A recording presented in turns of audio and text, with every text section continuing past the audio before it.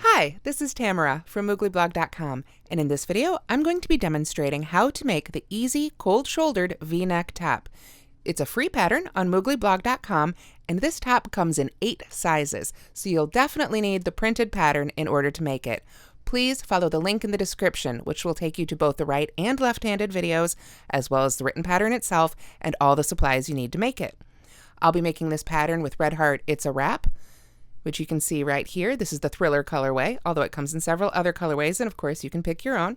You also will need a D-hook. This one is by Brittany. A D-hook is a 3.25 millimeter, and then you'll need your standard tools. A tape measure is important because since it's a fitted garment, you'll want to get gauge. You'll also need yarn needles, scissors, and of course stitch markers. These are by Clover. You can see here I'm modeling the easy cold-shouldered V-neck top. It's a little big to get it all on camera otherwise, but you can see how it fits and how great it looks. Now let's take a look at the written pattern together. Okay, here I have a copy of the printed pattern that I printed out for my own reference for today's video. You can see that it does include a schematic with the measurements for all 8 sizes in all the different dimensions. So you can use those to help you determine if you decide to follow a little different size, if you want a tighter fit or a looser fit. This will help you make those determinations as well.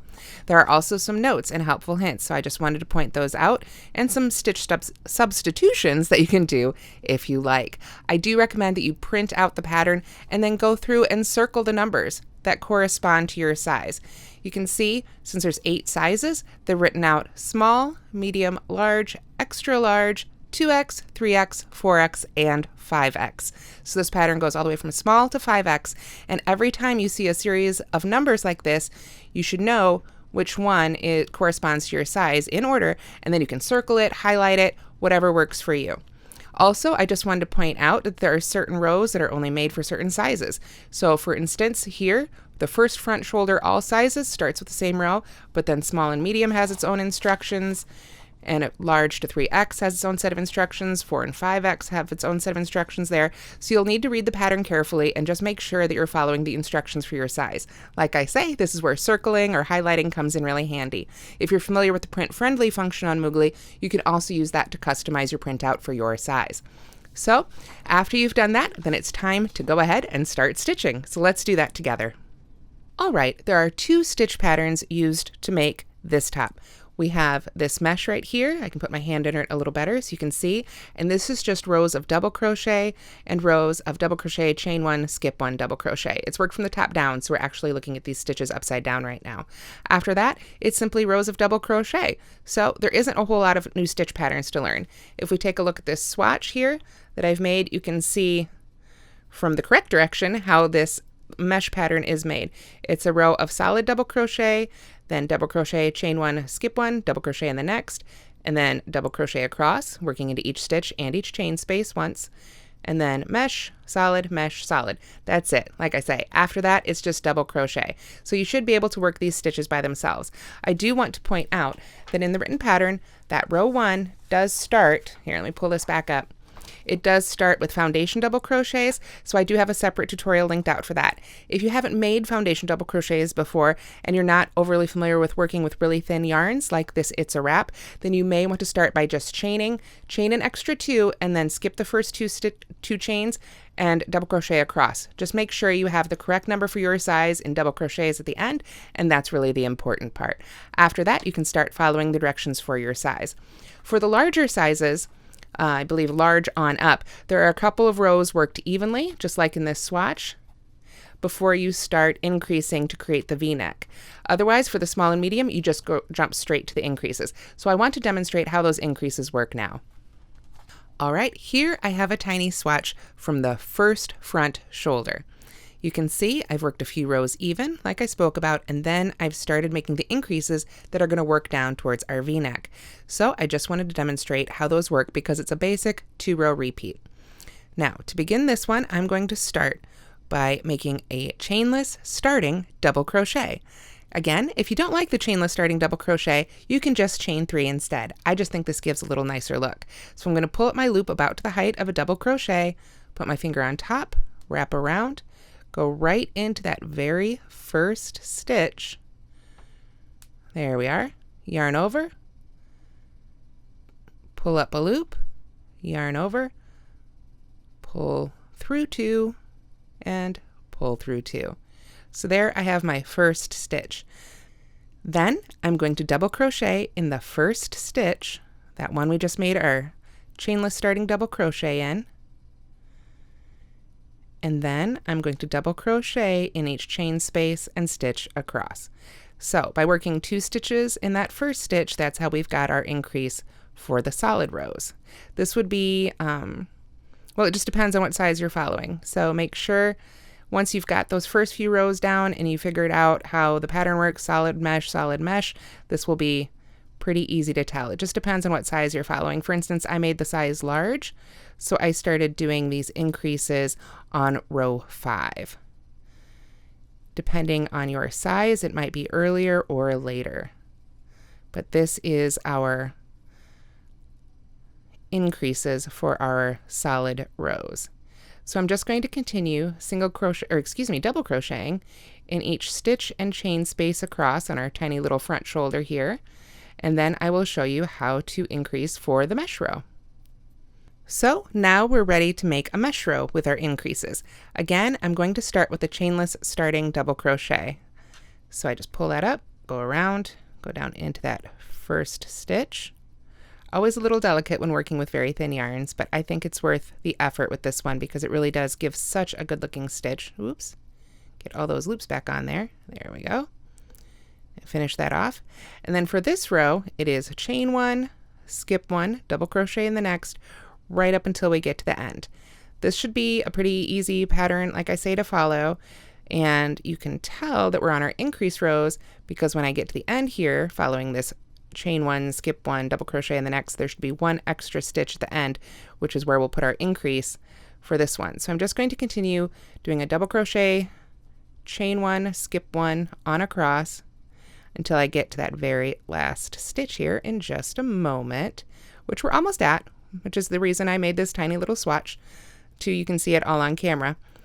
And I know that some of you don't like to follow written patterns, and I've tried to simplify this as much as I could for the video, again, without making an entire sweater on camera. And I apologize, but I just couldn't figure out a way to make this any simpler than saying you do have to follow the written pattern. There's just too many sizes here. I wanted to be able to make sure that everybody could make it, and hopefully this will help you enough to help you figure out the written pattern. And of course, I'm always available if you have questions as well. So here we are at the end, and you can see there's one more stitch right here, that chainless starting double crochet that I made at the beginning of the first row. So I know it's time to chain 1 more time and then just double crochet in that last stitch. And that gives us our increase for those rows. So according to the size you're making, you'll need to repeat those last 2 rows several times. Just depends, again, on the written pattern until you get down to where you're ready to make that V. Then you'll go ahead and break the yarn for this one and set it aside and make the second front shoulder. So let's take a look at that swatch now. Let's see, I've got that one right here, waiting and ready for us. And this one is essentially exactly the same as the first one, but in order to have the V meet in the middle, we don't want 2 angles going off this way. So this one just has the increases on the other side. So if we look at a solid row for our second front shoulder, we're again going to start with our chainless starting double crochet. Let me get that lined up here. Get that through our stitch. There we are.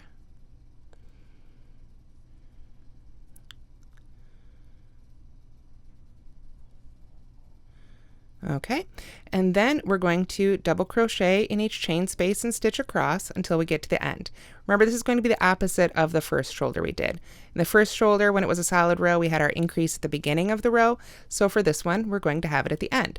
So I'm just going to work as if it was an even row right until I get to the very end of this row.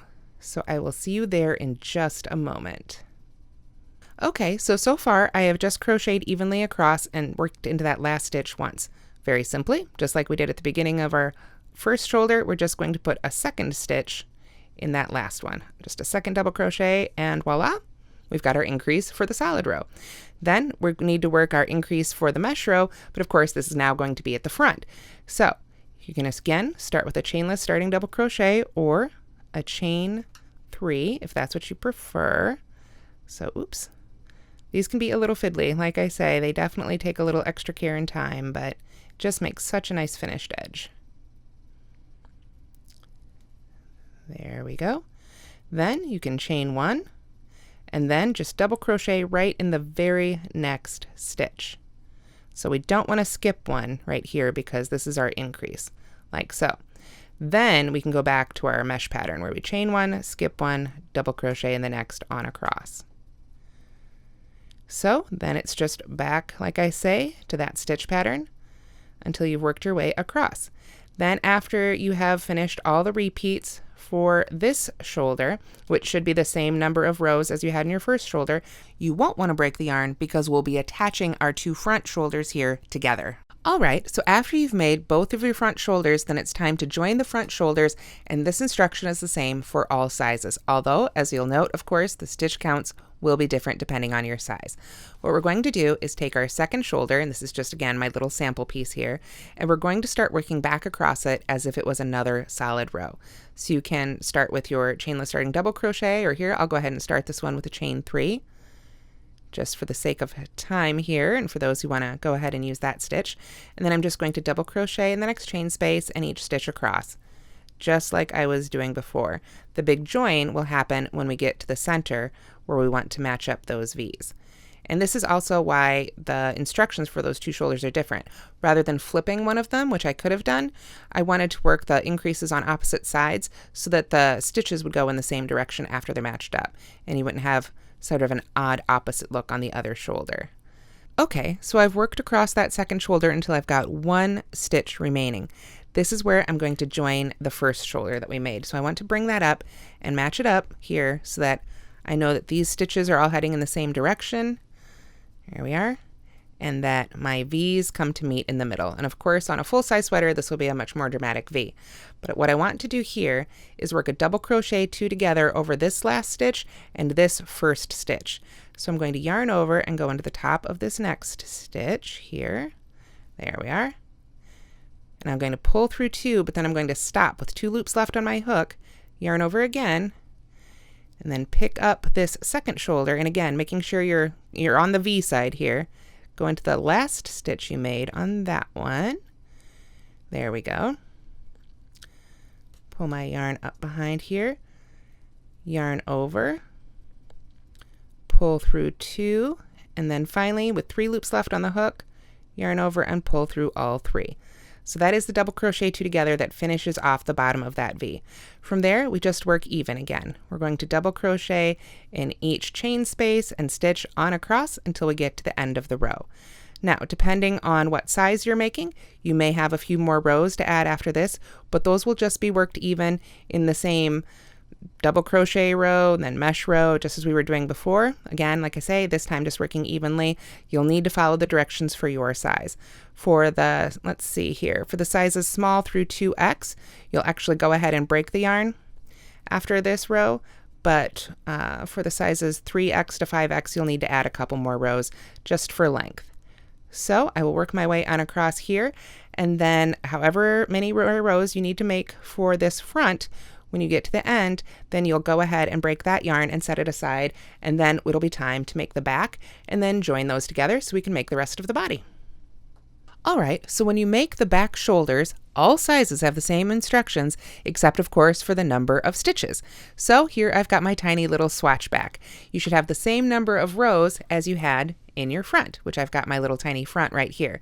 So after you've got your front shoulders made and attached and your back shoulders made, then it's time to go ahead and cut color A, that center color of your ball, or honestly, if you're using a different colorway or you just want to start from the outside of the cake, of course you can do that too.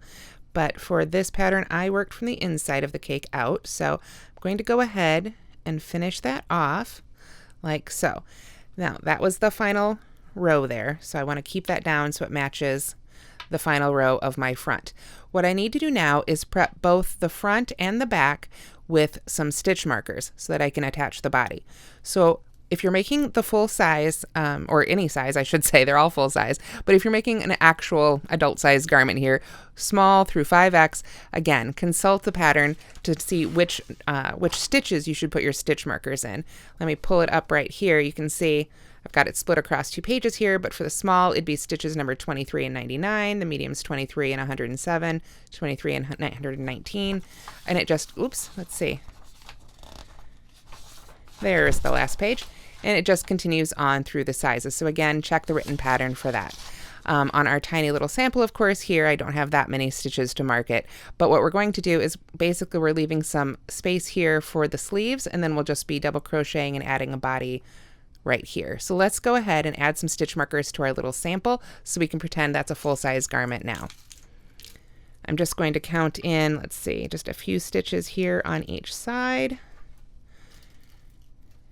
And of course, you'll be doing this on both the front piece and the back piece. And again, I'm just sort of eyeballing this for the sake of time here, but you'll have exact stitches to mark with your stitch markers when you make your full-sized sweater here. So that looks about right. Let's see here, maybe not exactly perfect, but close enough for demonstration purposes. And then what you need to do is take your yarn, and of course, if you've made this full size, you may have gone through 2 cakes in the center, depending on how big a sweater you're making. You may just need 1 to get up to this point. But when it's time to make that next section and start our body, we're going to want to move to this center color.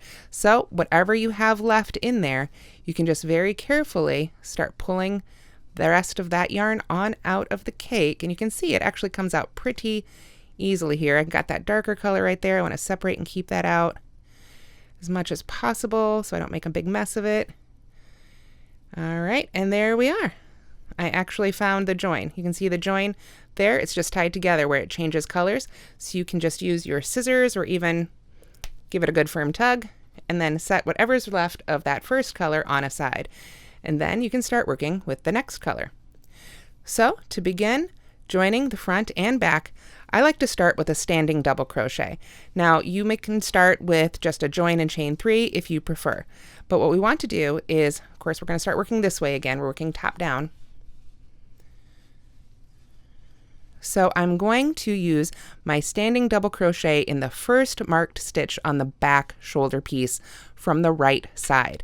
So you want to make sure you're working on the right side of the fabric, which is the same side as your solid rows are worked, as you can see right here. So I am going to standing double crochet, which just means I've got a separate tutorial for this too, again, but I'm just going to hold on to the end here. I'm going to yarn over twice and go right on into that first marked stitch, like so. Then I'll yarn over and pull up a loop, yarn over and pull through 2, yarn over and pull through 2, and then I'm just going to double crochet on across in each remaining stitch. And we're just going to double crochet until we get to that second stitch marker, and then of course double crochet in that marked stitch as well. Okay, so I've double crocheted all the way across to my second stitch marker on the back piece. Now I'm going to chain for my armhole, or if you want to be honest about it, it's the armpit. So we're going to chain however many it says for the pattern for your size. The small, medium, and large, it's 15. The next 3 sizes, it's 20. The last 2 sizes, it's 25. So whatever size you're making, you'll want to chain that number on across. I'm just going to do maybe like 6 here for the sake of our tiny little sweater. 1, 2, 3, 4, 5, 6. That seems like a good number. As soon as you've got the number of chains for your first armpit here, then we're going to move to our front piece. And I want to next double crochet in the first marked stitch of the front piece. Again, from the right side. We want all these stitches to be worked from the right side of the sweater. So I will go ahead and get my hook in there. If the stitch marker is in the way, of course, you can just go ahead and take that out now. We won't need it after this round. And this can be a little fiddly. It helps to hold all those loops right down next to the stitch so that this stitch doesn't get all stretched out. If you need to retake it a couple times, that's fine. So after we've double crocheted in that first marked stitch of the front, then again, we just double crochet on across until we get to the second marked stitch. So I will see you when we get to there. Okay, so once you get to that second marked stitch, this one I had to take the stitch marker out to get my hook in there, then you're ready to make your second underarm or armpit. So we're just going to chain the same number that you did for the first one, just depending again on what size you're making. Since I used 6, I'll use 6 again. 4, 5, and 6. And then what we need to do is join to that very first stitch we made on the back. Now you want to make sure as you do this that you're not twisting those chains in the first armpit area, in the first underarm. So just make sure those aren't twisted as you pull this one around, because we're going to join now and be working in the round for the rest of the pattern. So you can go into the top of your chainless starting double crochet or your chain 3 or whatever stitch you began this one with, whichever you prefer, of course. Oops, I pulled up my loop a little big there, not a big deal. I'm just going to pull that down tight and make the slip stitch. There we are. Okay, so after you've finished joining, then you're ready to begin round 2 of the join front and back all sizes section. Now for this one again, you're going to start with a chainless starting double crochet or a chain 3 if that's what you prefer. So I'm just going to make a chain 3 right now for the sake of time. But the really important thing is here, you're going to be turning and working back in the other direction. So that chain 3 you just made really just counts as your first stitch in the chain. So if you're working a chainless starting double crochet, you'll be working that into your first chain. And indeed, you'll want to work in each chain across, not in the chain space, but in each individual chain. So however many chains you made, whether that was 15, 20, or 25, you'll have that many stitches worked across in each underarm area. Then you'll just double crochet in each stitch around, work into each chain again, of course, for the other underarm, and then double crochet in each remaining stitch and join. Now, the reason we turn and work back the other direction is because this keeps our seam straight and far less noticeable. We won't get any sort of angles in our seams by turning. If you prefer, however, to work just in the round without turning, that's certainly an option. You'll simply have an angled seam. So just continue I keep saying single, continue double crocheting on around, and that's it. That's basically it for the rest of the pattern. You just double crochet around, join and turn, and double crochet around, join and turn, on down through the rest of the pattern. Eventually, of course, you'll want to switch to that last color in the cake, and again, that just depends on what size you're making, at what point you'll need to do that. I'm looking here at the pattern, and it looks like for the small, medium, just the small and medium, you'll have 20 rows of this color. For the next 3 sizes, you'll have 19, then you've got 21, 19 for the last 2 sizes. It's just how it worked out with the length. So again, consult the written pattern to see just how many rows of each color you'll make. So I'm going to go ahead and set this aside now, and we can take a look at the almost finished sweater. All right, so let's take one more look at the written instructions here. I demonstrated how to join the front and back with that round we did with the chains. You can see there's the chains for each of those underarm areas, and then we just keep working around and turn. You'll notice this is a big stitch count right here. We're going all the way around the body. So it will help, and here you can see the finished one. I've got that middle color and then our final color. It will help you keep track if need be. You can use stitch markers every so often to help you make sure you're getting all your stitches made and that you're not skipping any, because you want the sides of the sweater here. Again, this is why I show it modeled instead of the full thing on screen here. You just want those sides to be really nice and straight. When you get to the end of your final round of the last color here, after your final round of double crochet, the very final round will be simply chain 1 and single crochet all the way around. And that's it for the bottom of your sweater. But after you have finished all that body crocheting, we've still got some work to do back up here at the top. Here you can see the full-size sweater with our big full-size V that came down to that double crochet 2 together. But what we've got is we've still got our shoulders here unsewn. And this is where we turn it into a cold shoulder top. Now, a note about that. If you don't like cold shoulder tops, if you don't like your shoulders to be cold, go ahead and seam the whole thing, and then you'll be done. However, if you want to make it a cold shoulder top, we can seam just, let's see here, we're going to seam up just 2 inches on each side of the neckline. So this is the neckline right here. We want 2 inches right here, and we want 1 inch at the side of the arm opening. So that's down here on this side, and you'll want to use stitch markers or whatever to match these up. So you can see I've got a stitch marker matching these 2 end ones, and then I counted in to make sure I had the same number of stitches here so that I attached the right stitch on the back, make sure to count those out. You'll have to just do that for your size.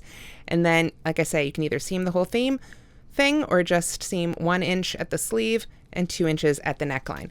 You can see I've already done that on this side right here, like so. And for this, I used the mattress stitch, which here I'll demonstrate in just a moment on this shoulder.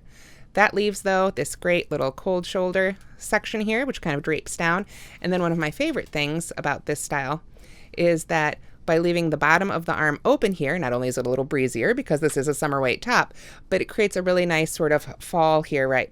And it's just really flattering, and it creates a pretty shape, especially for those of us who don't love to show off our upper arms.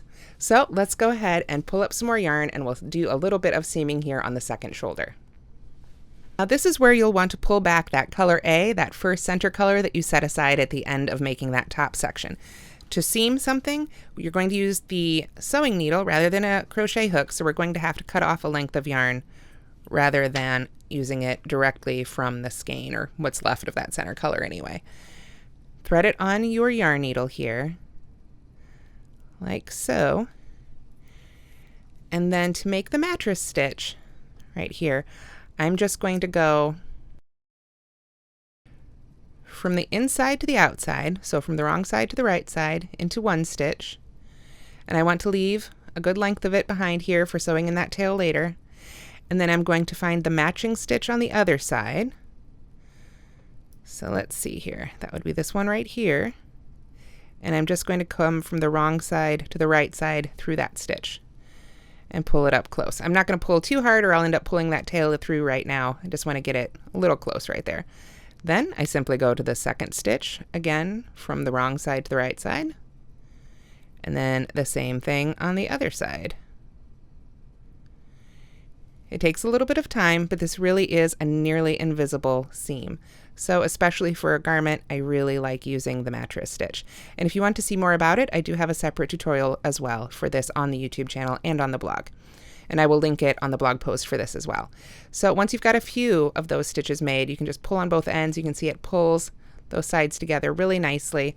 And as you can see over here on the finished one, if I can pull it up here, there we go. It really is just about invisible. So again, if you want more or less right here, this is just a totally personalizable part of the sweater, I guess. So you can have some fun with that and how you want to arrange the shoulders. After you've got them sewn, however you want them sewn, that's when you can do a little bit of edging, of course, and weaving in your ends. So what I like to do is just work a simple single crochet edging all the way around the neckline, gives it a nice finished edge.